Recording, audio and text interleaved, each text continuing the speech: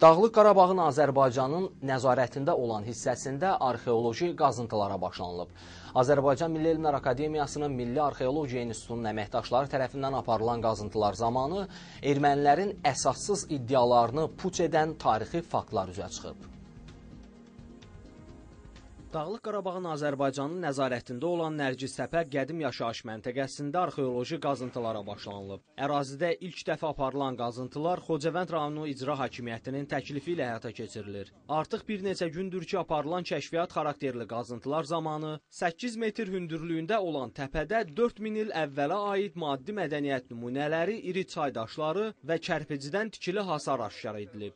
Burada bir kəşfiyyat qazıntı işi apardıq və məlum oldu ki, abidənin hündürlüyü 8 metrə yaxındır.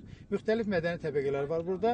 Üst təbəqə orta əsrlərə, ondan aşağıda antik dövrə aid, ondan aşağıda isə orta Tunç dövrünə aid zəngin mədəni təbəqə vardır. Orta Tunç dövründə həmin bu Nərgiztəpənin ətrafına qala divarları çəkilmişdir. İri çaydaşlarda və bir də möhrədən 2 metr yarım olan enində qala divarları çəkilmişdir.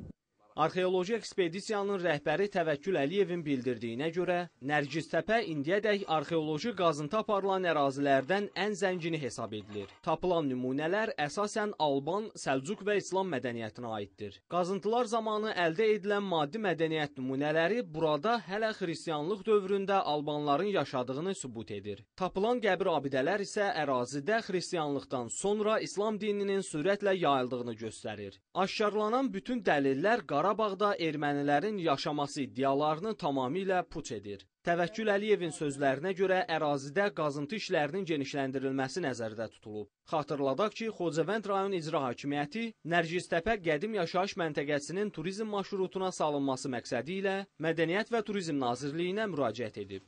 Daşqın Güneyli, Ziya İsmailoğlu, Elmir Həsənov, LTV, Xocavənd.